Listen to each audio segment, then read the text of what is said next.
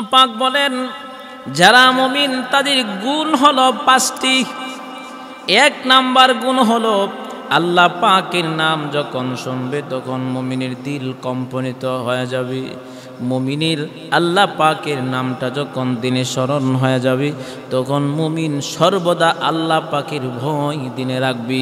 এমনকি মুমিন আল্লাহ পাকের ভয়ে আতঙ্কিত হয়ে যাবে। মুমিন আল্লাহ পাকের নাম শুনলে মুমিনের দিল কেঁপে উঠবে। আজকে লাখবার মসজিদ থেকে আজান হয়, অনেকে মসজিদে যায় না। না ভাই সাবধান, অনেকে আছে রাত্রে বেলা ঘুমায়, ফজরের আজান শুনে মুয়াজ্জিন ডাকেন, মুয়াজ্জিন সাহেব ডাকতেছেন আসসালাতু খায়রুম মিনান নাওম, ঘুম থেকে নামাজ ভালো। অনেকে মসজিদে যায় না, নামাজও পড়ে না। ইব্রাহিম বিন আদহাম রহমতুল্লাহ আলাইহি কেমন একজন ব্যক্তি ছিলেন? হযরত আদহাম রহমতুল্লাহ আলাইহি ইব্রাহিমের সন্তান ছিলেন আদহাম। ইব্রাহিম বিন আদহাম, হযরত আদহাম রহমতুল্লাহ আলাইহির ভিতরে আল্লাহর ভয় কেমন ছিল। হযরত আদহাম রহমতুল্লাহ আলাইহি তিনি নদীর পাড় দিয়ে হাঁটতেছেন, তার পেটে খিদার যন্ত্রণায় চটপট করতেছেন। হযরত আদহাম নদীর তীরে একটা ফল আসছে, বাইশা ফল খাইছে। খার ফল খাইছেন, খার গাছের ফল, মালিককে তা তো জানা নাই, কে ফেনছে পেটের খিদায় যন্ত্রণায়। আহারি বড় মুসিবত, আমি না জানি কার ফল খাইলাম, আমি না জানি মালিকের দরবারে ধরা পড়ে যায়। অত আল্লাহ পাকের এমন ভয়। আর আজকে আমাদের সমাজে কত গরিবের মাল লুট পড়ে খাচ্ছেন, এমনকি কত জায়গা জমি জনগণের খাইতেছি। আল্লাহ পাক না জানি তাদের কি বিচার করবে, এমনকি আল্লাহ পাকের কাছে না জানি তারা কেমন করে হিসাব দেয়, আল্লাহ ছাড়া কেউ জানে না। সাবধান, জাহান্নামে কিন্তু যেতে হবে। হযরত আদহাম রহমতুল্লাহ আলাইহি ফল খাইলেন, খার গাছের ফল, কোথায় গাছ সেটা তো জানা নাই। আল্লাহ পাকের ভয় নিয়ে নদীর তীরে হাঁটতে আরম্ভ করলেন। হাঁটতে হাঁটতে বহু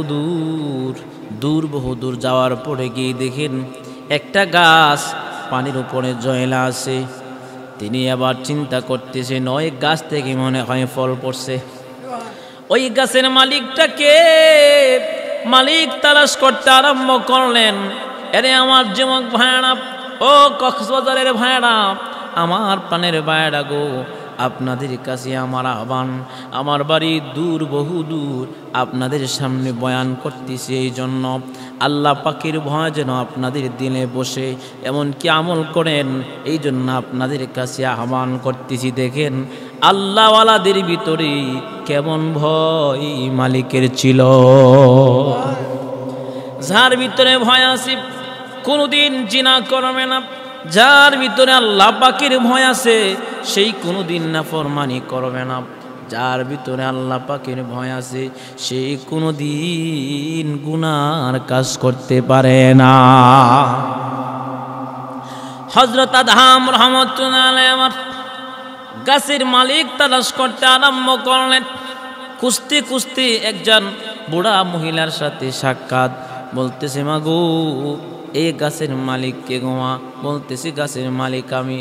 ও গো মা, পেটের খিদা, প্রচণ্ড খিদা নিয়ে আমি রাস্তা দিয়ে হাঁটতেছিলাম, আমি খিদার যন্ত্রণায় চটপট করতেছিলাম। গাছের একটা ফল আসছিল, বাইশা ফলটা আমি খেয়ে ফেলছি। মাগো, এই গাছের ফলে মনে হয় আমি খাইছি। আপনি গাছের মালিক, আমি আসছি ক্ষমা নেওয়ার জন্য, আমাকে আপনি ক্ষমা করে দেন। মহিলা ডাক দিয়ে বলতেছেন বাবা শোনো, চেহারাই তো দেখা যায় আল্লাহর ভয় দিলে আছে।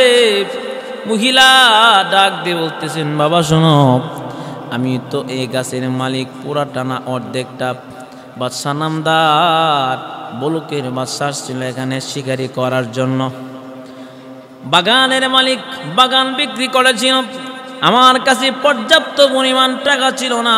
ওই বাদশা আর আমি দুজন মিলে আমরা বাগানটা ক্রয় করেছিলাম।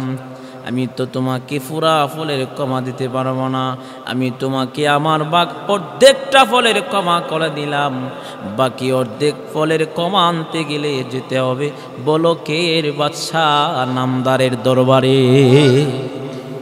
হযরত আদহাম তারপরেও আমার ক্ষমা দরকার। হযরত আদহাম রহমতুল্লাহ আলাইহি ছুটতে আরম্ভ করলেন, হাঁটতে আরম্ভ করলেন। দূর, বহু দূর বলকের বাদশার গেটের সামনে গিয়া দাঁড়ায় গেছে।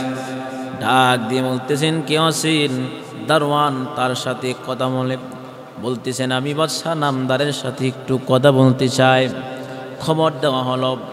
গেটের সামনে আসার পরে ডাক দিয়ে বলতেছেন, ওগো বাদশা নামদার, আপনার গাছের একটা ফল নদীর তীরে বাইসা গিয়েছিল, আমি ওই ফুলটা পেটের খিদায় যন্ত্রণায় খেয়ে ফেলেছি, আপনি আমাকে মাফ করে দেন।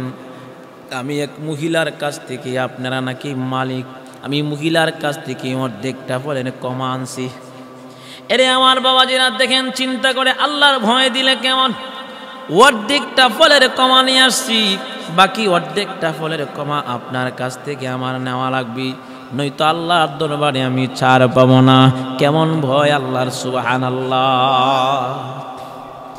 বাদশা নামদার কি বলতেছেন, অর্ধেকটা ফলের কমা করে দেন। বলকের বাদশা নামদার বলতেছেন, তুমি একটু দাঁড়াও, আমি ভিতর থেকে আসতেছি।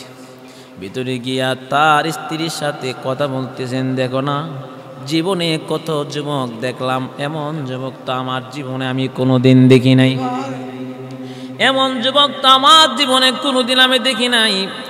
অর্ধেকটা ফলের ক্ষমা নেওয়ার জন্য আমার দরবারে আসছি। ডাক দিয়ে বলতেছেন, শোনো, আমার কন্যার জন্য বহুদিন ধরে ভালো একটা ছেলে আমি খুঁজতেছি, পায় না। আমি যদি আমার মেয়েটাকে ওই ছেলের হাতে তুলে দিতে পারি, অবশ্যই আল্লাহ পাক আমার মেয়েটাকে শান্তি দান করবে। বাদশা নামদার স্ত্রী পরামর্শ করে আবার নিয়ত করেছেন মেয়েটাকে বিবাহ দিবেন তার হাতে। তার নাম হচ্ছে হযরত আদহাম। বাদশা নামদার গেটের সামনে গিয়া বলতেছেন, তুমি আমার কাছে কেন নাস? বলতেছি অর্ধেকটা ফলের ক্ষমা নেওয়ার জন্য আসছি। বাদশা নামদার মনে মনে চিন্তা করে, বহুদিন ধরে আমি একটা বালুচরের অপেক্ষায়, জীবনে কত যুবক আমি দেখলাম, এত ভালো যুবক আমার জীবনও তো কোনোদিন দেখি না। রে, তোমাকে আমি ক্ষমা করব, তুমি একটা শর্তের বিনিময়ে ক্ষমা করতে পারি। আদহাম রহমতুল্লাহ আলাইহি বলেন, কেমনে আপনি ক্ষমা করবেন? বলতেছে, আমার একটা সুন্দরী কন্যা, সে কন্যাটাকে তোমার বিবাহ করতে হবে। সুবহানাল্লাহ, আমার কন্যাটাকে তোমার বিবাহ করতে হবে।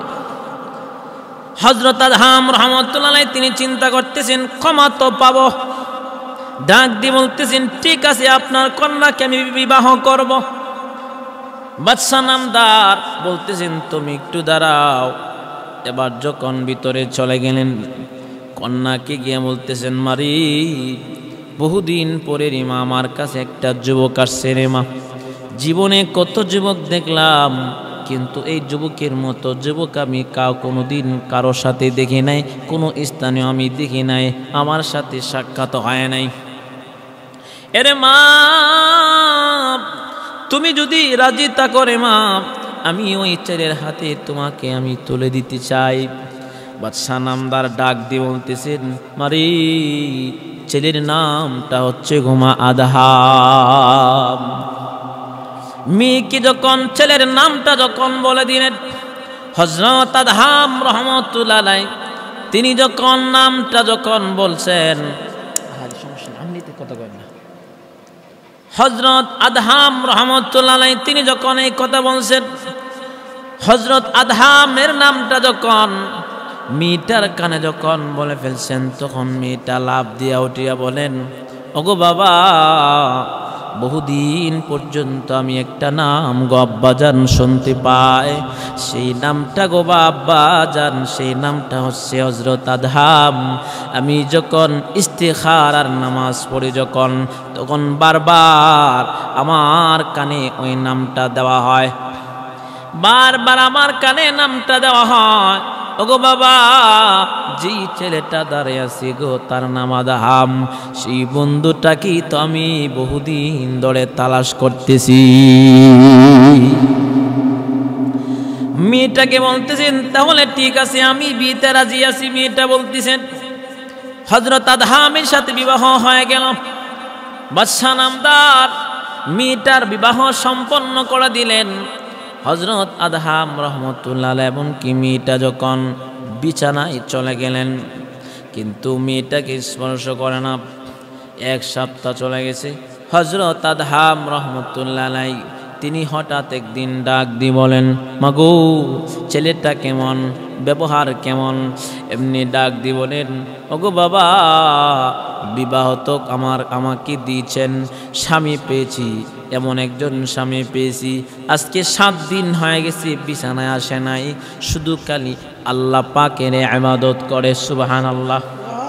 শুধু খালি আল্লাহ পাকের ইবাদত করে, শুধু খালি আল্লাহ পাকের বন্দেগী করে, আল্লাহ পাককে শুধু খালি ডাকাডাকি করে। বাদশার আর বুঝতে বাকি রইল না, অবশ্যই আমার মেয়েকে এখনো পর্যন্ত টাচ করে নাই। বাদশার নামদার ডেকে বলেন, ও আমার মীর জামাই আদহাম, তোমার ফলের ক্ষমা নিতে হলে আমার মেয়ের সাথে একসাথে রাত্রি যাপন করতে হবে। হযরত আদহাম রহমতুল্লাহ আলাইহি বলতেছেন, নইলে কিন্তু তোমার ফলের ক্ষমা আমি দিব না। হযরত আদহাম রাত্রিবেলা যখন বিছানার মধ্যে চলে গেলেন, রাত্রি যাপন করে বাসর সজ্জা যখন শেষ করে এবার পবিত্র হয়ে আল্লাহর বান্দা চিন্তা করেন, আমি দেখি তো আমার স্ত্রীর সাথে রাত্রি যাপন, রাত্র কাটানো মজা বেশি নাকি আল্লাহর ইবাদত বেশি মজা? আল্লাহর ইবাদত বেশি মজা নাকি আমার স্ত্রীর সাথে একসাথে ঘুমাইছি সেটা মজা? রাত্রি যাপন করা মজা নাকি ইবাদত বেশি মজা? হযরত আদহাম নামাজের মধ্যে যখন দাঁড়ায় গেছে, তিনি দেখতেছেন স্ত্রীর বিছানা থেকে আল্লাহ পাকের ইবাদত বেশি মজা। তিনি আবার 2টা হাত উঠায় দিলেন আল্লাহর কাছে, মালিক এতদিন পর্যন্ত আমল করেছি, ওগো মাওলা আল্লাহ গো, আমার জীবন থেকে একটা রাত নষ্ট হয়ে গেছে, আফসুস, কার মরণ কখন কেউ বলতে পারে না। আল্লাহ পাকের বান্দা চিৎকার মারছেন, দুনিয়া থেকে আল্লাহর বান্দা আদহাম মারা চলে গেছে। চলে যাওয়ার পরে এক রাত্রিতে সন্তান যে মেয়েটার পেটে গিয়েছিল, ওই সন্তান পাওয়ার পরে ওই বাদশা নামদারের মেয়ে আর কোনো জায়গায় বিবাহ হয় নাই। ওই আদহামের ঘরে জন্ম নিয়েছে হযরত ইব্রাহিম বিন আদহাম। বাবা যেমন ছেলে তেমন। ছেলে কেমন হয়েছে? হযরত ইব্রাহিম বিন আদহাম রহমতুল্লাহ আলাইহি তিনি জঙ্গলার ভিতরে সব সময় ইবাদত বন্দেগী করতেন। এমনকি তিনি সিংহাসন ছাড়িয়া হযরত ইব্রাহিম বিন আদহাম জঙ্গলায় চলাফেরা করতেন। এলাকার লোকেরা বলতো, হারি রাজ সিংহাসন ছাড়া তিনি জঙ্গলায় চলে গেছে। আল্লাহ পাক জান্নাতি কাবার ফেরেশতার মাধ্যমে পাঠাইতেন হযরত ইব্রাহিম বিন আদহামের জন্য। সুবহানাল্লাহ। একদিন হঠাৎ করে একটা সুরত ডাকাত তালাশ করার জন্য, একটা অপরাধী লোককে তালাশ করার জন্য পুলিশ ঢুকেছেন জঙ্গলার ভিতরে। কোথায় সন্ত্রাস পাওয়া যায়, এমনকি কোথায় খারাপ মানুষটাকে পাওয়া যায়, খুঁজতে খুঁজতে গিয়া দেখেন ওই জঙ্গলার ভিতরে একটা সাধারণ বেশে একজন ব্যক্তি আল্লাহ পাকের ইবাদত করতেছেন। পুলিশ তখন ডাক দিয়ে বলেন, ওই লোকটাকে নামাজ পড়তেছেন। নামাজ যখন শেষ হয়ে গেল, নামাজের পরে আবার ডাক দিয়ে বলতেছেন, কোথায় গেছে, মানুষ দেখছেন নাকি? হযরত ইব্রাহিম বিন আদহাম পাশে ছিল একটা কবরস্থান, ওই দিকে ইশারা দিয়ে বলতেছেন, ওই দিকে মানুষ আছে। সুবহানাল্লাহ বলেন। ওই দিকে মানুষ আছে। হযরত ইব্রাহিম বিন আদহামের কথা অনুসারে চলে গেছেন ওই দিকে। যাওয়ার পরে দেখতেছেন এখানে কবর। ইব্রাহিম বিন আদহামের কাছে আইসা পুলিশ জোরে জোরে তার পিঠে আঘাত করতেছেন। ইব্রাহিম বিন আদহামকে আঘাত করে আর ইব্রাহিম বিন আদহাম দোয়া করে আর ডেকে বলেন, ওগো মাওলা, আমাকে যে আঘাত করতেছেন তাকে তুমি মাফ করে দাও। ওগো মাওলা, আমি অপরাধী, আমাকে তুমি ক্ষমা করে দাও। আল্লাহ, তুমি আমাকে মাফ করে দাও। আবার পুলিশ তখন অবাক হয়ে বলতেছেন, ব্যাপার কি? আমি তাকে মারতেছি, সে আমার জন্য দোয়া করে, ব্যাপার কি? পুলিশ তখন ডাক দিয়ে বলেন, ও আল্লাহর বান্দা, আপনাকে আমি মারলাম, আপনি আমার জন্য ভালো দোয়া করেন, ধ্বংস হওয়ার জন্য দোয়া করতে তো পারতেন, কিন্তু আপনি আমার জন্য বদদোয়া করেন নাই, দোয়া করেন কেন? এমনি ইব্রাহিম বিন আদহাম ডেকে বলেন, আপনি আমার জন্য আমার কাছে প্রশ্ন করেছেন মানুষ কোথায়? তখন আমি বলেছি, ওই যে এখানে শুয়ে আছে, কারণ এখানে বহু আল্লাহওয়ালারা ঘুমায় রয়েছি, এমনকি তারা শান্ত, এই জন্য আমি তাদের দিকে আপনাকে নজর করাইয়া দিছি। এই জন্যে ভাইরা আমার, আল্লাহ পাক কুরআনুল কারীমের ভিতরে বলেন, ইন্নামাল মুমিনুনা আল্লাযীনা ইযা যুকিরাল্লাহু ওয়াজিলাত কুলুবুহুম। আল্লাহ পাক বলেন, আমার নাম যখন শুনবে তখন মুমিনের দিল কেঁপে উঠবে। যেমন সাহাবী কেরাম হযরত উমর, হযরত উসমান, হযরত আবু বকর রাদিয়াল্লাহু তাআলা আনহু কেমন সাহাবী ছিলেন। হযরত আবু বকর, এমনকি হযরত উমর, আবু বকর কোনো প্রাণী দেখলে বলতো, এর প্রাণী, তোমার কোনো ভয় নাই, কোনো পেরেশানি নাই, এমনকি তোমার কোনো জবাব নাই, আমি মানুষ, আমার প্রত্যেকটা সেকেন্ডের হিসাব আল্লাহর কাছে আমার দেওয়া লাগবে। হযরত উমর রাদিয়াল্লাহু তাআলা আনহু কেমন ভয় আল্লাহর ছিল। তিনি একদিন, তিনি তো রাষ্ট্রপ্রধান ছিলেন, তিনি যখন রাষ্ট্রপ্রধান খলিফাতুল মুসলিমিন হযরতের শাসন আমলে, আল্লাহ পাকের বান্দা একদিন রাতের বেলা, গভীর রাত্রি এলাকা দেখতেছেন কোথায় কোথায় অভাবগ্রস্ত ব্যক্তি আছে, অভাবগ্রস্ত ব্যক্তি আছে, ঘুরে ঘুরে দেখতেছেন।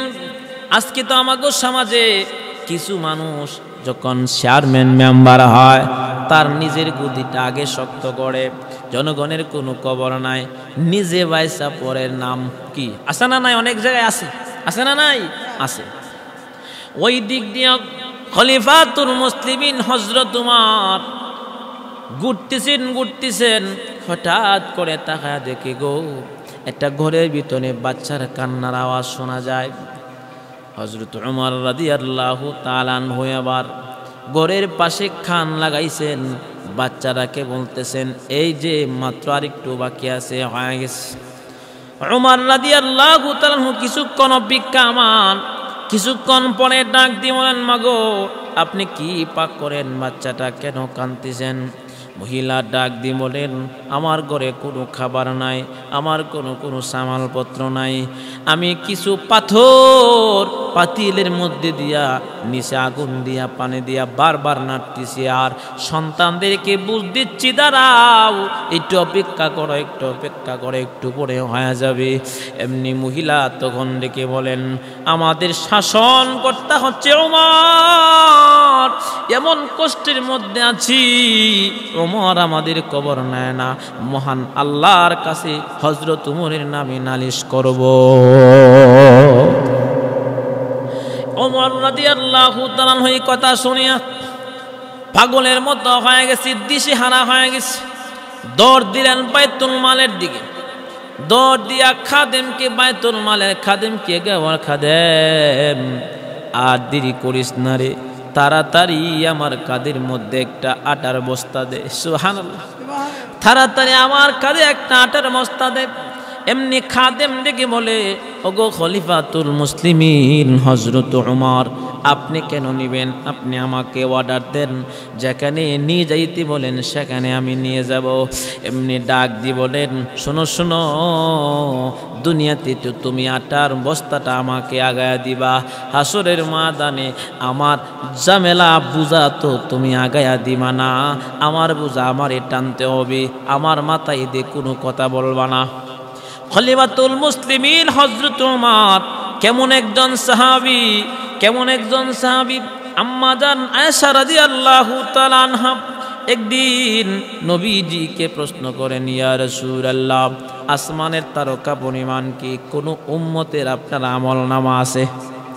কোন উম্মতের আমল নামায় নেক আছে বলেন? আল্লাহর রাসূল তখন ডেকে বলে, ওগো আয়েশা, আমার উম্মতের আমল নামায় আসমানের তারকা পরিমাণ নেক আছে। সুবহানাল্লাহ। তখন বলতেছেন সেই ব্যক্তিটা কে, তাকে আমি একটু চিনতে চাই।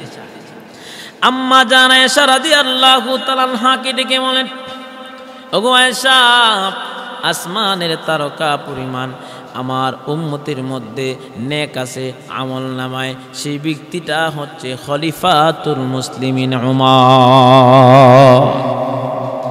আম্মা জান আয়েশা রাদিয়াল্লাহু তাআলা আনহার চেহারাটা একটু মলিন হয়ে গেছে, একটু বেজার হয়ে গেছে, নারাজ হয়ে গেছে। তার মানে আম্মা জান আয়েশা রাদিয়াল্লাহু তাআলা আনহার নিয়ত, আমার আব্বার নামটা বলল না কেন, খলিফাতুল মুসলিমিন হযরত উমরের নামটা বলল। আল্লাহর রাসূল তখন এই কথা বলার পরে আম্মা জান আয়েশা বলেন, নবী গো, আপনি আমার আব্বার নামটা বললেন না। আল্লাহর নবী তখন ডেকে বলেন, আয়েশা শোনো, মন খারাপ করার কোনো দরকার নাই। আমি বলেছি আসমানের তারকা পরিমাণ আমার উম্মতের মধ্যে আমার উমরের আমল নামায় নেক আছে, কিন্তু তুমি শোনো, আমার উমরের গোটা জিন্দেগির আমল যদি এক পাল্লায় রাখা হয়, আর আমার বন্ধু আবু বকরের আমল যদি এক রাত্রে হিজরতের এক রাত্রে গুহার ভিতরে ঢুকেছিলাম, এই রাত্রের আমল যদি এক রাত্রের আমল অপর পাল্লায় রাখা হয়, গোটা উমরের জিন্দেগির আমলের চাইতে আমার আবু বকরের নেকির পাল্লাটা ওজন হয়ে যাবে। এই জন্য ভাইরা আমার, আল্লাহ পাকের ভয় দিলে সবচাইতে বেশি থাকা। আল্লাহর ভয়ে যার ভিতরে নাই, আল্লাহর কাছে দামি হতে পারে নাই। যেমন হযরত উসমান রাদিয়াল্লাহু তাআলা আনহু, তিনি যখন আল্লাহ পাকের নাম শুনতেন, কবরের স্মরণ যখন তার দিনে আসত, এমনকি খবর দেখলে সেই উসমান রাদিয়াল্লাহু তাআলা আনহু জান্নাতের সার্টিফিকেট পেয়েছিল। হযরত উসমান রাদিয়াল্লাহু তাআলা আনহু কেমন একজন সাহাবী ছিলেন জানেননি? খলিফাতুল মুসলিমিন হযরত আবু বকর রাদিয়াল্লাহু তাআলা আনহুর খেলাফত আমলে মদিনার মধ্যে দুর্ভিক্ষ, কোনো খাবার দাবার তেমন নাই, অভাব চলে আসছে প্রত্যেক মদিনাবাসীর গড়ে। হযরত উসমান রাদিয়াল্লাহু তাআলা আনহু একদিন হঠাৎ করে সাহাবী কেরাম দেখতেছেন শত শত উটের বোঝায় নিয়ে মদিনার ভিতরে ঢুকতেছেন, শত শত উটের বোঝায় নিয়ে মদিনার গিট দিয়া ঢুকতেছেন। আবু বকর এমনকি সাহাবী কেরাম তাকা দেখতেছেন শত শত উটের বোঝা বহর নিয়া হযরত কে জানি ওসমান আসতেছেন। আবু বকর অপেক্ষামান, এমনকি সাহাবীরা অপেক্ষামান, মদিনার সমস্ত ব্যবসায়ী অপেক্ষামান। হযরত উসমান মাল নিয়ে আসতেছেন, তার কাছ থেকে আমরা সস্তা দরে মাল কিনে অন্যত্র বিক্রি করব, তাহলে আমরা লাভবান হব, মদিনার কষ্ট চলে যাবে, অভাব দূর হয়ে যাবে। হযরত উসমান যখন মাল নিয়ে ঢুকছে, আবু বকর এমনকি সাহাবায়ে কেরাম সকলে উপস্থিত। আবু বকর তখন ডাক দিয়ে বলতেছে, ওগো উসমান, আপনার মালগুলি কত টাকা দিলে আপনি বিক্রি করবেন, কত টাকা লাভ দিলে বিক্রি করবেন? উসমান রাদিয়াল্লাহু তাআলা আনহু তিনি রেখে বলেন, কত টাকা লাভ দিবেন সেটা আপনার আগে কোন, কত টাকা লাভ দিবেন সেটা আপনার আগে আমারে কোন। এমনি ডাক দিয়ে বলতেছেন 20 টাকা দিমনে। হযরত উসমান বলতেছেন, না না 20 টাকা হবে না, ঠিক আছে 30 টাকা দিমনে। না না 30 টাকা হবে না। হযরত আবু বকর তিনি বলতেছেন 30 টাকা 40 দিবনে। না না 50 টাকা দিব, আর বাড়তে পারবো না। হযরত উসমান বলতেছে, না না 50 টাকা লাভ দিলেও মাল আমি বিক্রি করবো না। সুবহানাল্লাহ। হযরত উসমান গনি রাদিয়াল্লাহু তাআলা আনহু তিনি ডেকে বলেন, ওগো আবু বকর, আপনারা বলতেছেন 30 টাকা, এমনকি আপনারা বলতেছেন 40 টাকা 50 টাকা, এমন লাভ দিলে হবে না। আমার কে যেই ব্যক্তি আমার মাল কিনবে আরো লাভ দিতে হবে। আবু বকর বলতেছেন না না, এর চেয়ে বেশি দেওয়া যাবে না। হযরত আবু বকর এবার চলে যাইতেছেন, চলে যাবেন ভাব। ওমর তখন উসমান রাদিয়াল্লাহু তাআলা আনহু তিনি রেগে বলে, আবু বকর শুনেন, আমার মাল কেনার জন্য একজন ক্রেতা আছে, তিনি আমার মাল বিক্রি করলে তার কাছে 100-তে 100 লাভ দিবে। তাহলে আপনাদের 50 টাকা আমার কি দরকার? 100 আমার দরকার, 100 আমার দরকার, 50 টাকা দিয়ে কি করতাম? আবু বকর এই কথা শোনার পরে তিনি চলে যাইতেছেন, চলে যায়। হযরত উমর হঠাৎ করে ডাক দিয়ে বলতেছে, দাঁড়ান গো দাঁড়ান। আবু বকর এমনকি সাহাবীরা যখন চলে যাইতেছেন, হযরত উসমান রাদিয়াল্লাহু তাআলা আনহু তিনি ডাক দিয়ে বলেন, ওগো আবু বকর, আমি আপনাদের কাছে এতদিন মাল বিক্রি করেছি, আর এখন মাল বিক্রি করার জন্য আসি নাই, আমি ব্যবসা করার জন্য এসেছি। বলতেছি ব্যবসার মানে হচ্ছে, ব্যবসার উদ্দেশ্য হলো আমার কলিজার টুকরা মুসলমান ভাই না খেয়ে আমার নবীজির রওজার পাশে সালাম দিবে। আল্লাহ রাসূল বলেছেন, আল মুসলিম আখুল মুসলিম, মুসলমান ভাই, এক মুসলমান অপর মুসলমানের ভাই। আমি ও মুসলমান পেটি খাবার নিয়া নবীজির রওজার পাশে দাঁড়ায়া সালাম দিব, এমনকি আমার আরেক ভাই পেটি কুদা নিয়া নবীজির রওজার পাশে যায়া সালাম দিবে। এটা কখনো হতে পারে না। আমার মাল এতদিন আপনাদের কাছে বিক্রি করেছিলাম, এখন বিক্রি করার জন্য আসি নাই। যত মাল আছে গো, সব মালগুলো আপনারা সকলে বন্টন করে নেন, আপনাদেরকে আমি মালগুলো হাদিয়া দিয়ে দিলাম। এই জন্য ভাইয়েরা আমার, আল্লাহ পাক বলেন, ইন্নামাল মুমিনুনা আল্লাযীনা ইযা যুকিরাল্লাহু ওয়াজিলাত কুলুবুহুম ওয়া ইযা তুলিয়াত আলাইহিম আয়াতুহু যাদাতহুম ঈমানাও ওয়া আলা রাব্বিহিম ইয়াতাওয়াক্কালুন। আল্লাহ পাক বলেন, যারা মুমিন তাদের 5টি গুণ হলো। 1 নাম্বার গুণ হলো, আমার নাম যখন শুনবে তখন মুমিনের দিল কম্পনিত হয়ে যাবে। 2 নাম্বার গুণ হলো, মুমিন যখন আমি আল্লাহ পাকের কালামের তিলাওয়াত শুনবে, কোরআন তেলাওয়াত শুনবে, তখন মুমিনের ঈমানের পাওয়ার বাড়তে থাকবে। 3 নাম্বার গুণ হলো, মুমিন সর্বদা আল্লাহ পাকের উপরে তাকওয়া করবে। এমনকি আল্লাহ পাক বলেন, ওয়া ইযা তুলিয়াত আলাইহিম আয়াতুহু যাদাতহুম ঈমানাও ওয়া আলা রাব্বিহিম ইয়াতাওয়াক্কালুন। আল্লাহ পাক বলেন, মুমিনের 3 নাম্বার গুণ হলো, আমি আল্লাহ পাকের উপরে ভরসা করবে, তাকওয়া করবে। আল্লাহ তাআলা 4 নাম্বার গুণের কথা বলেছেন। আল্লাহ পাক বলেন 4 নাম্বার গুণ, আল্লাযীনা ইউকিমুনাস সালাতা ওয়া মিম্মা রাযাকনাহুম ইউনফিকুন। বলেন মুমিনের 4 নাম্বার গুণ হলো, আল্লাযীনা ইউকিমুনাস সালাতা ওয়া মিম্মা রাযাকনাহুম ইউনফিকুন। নামাজ প্রতিষ্ঠিত করবে, নামাজ কায়েম করবে।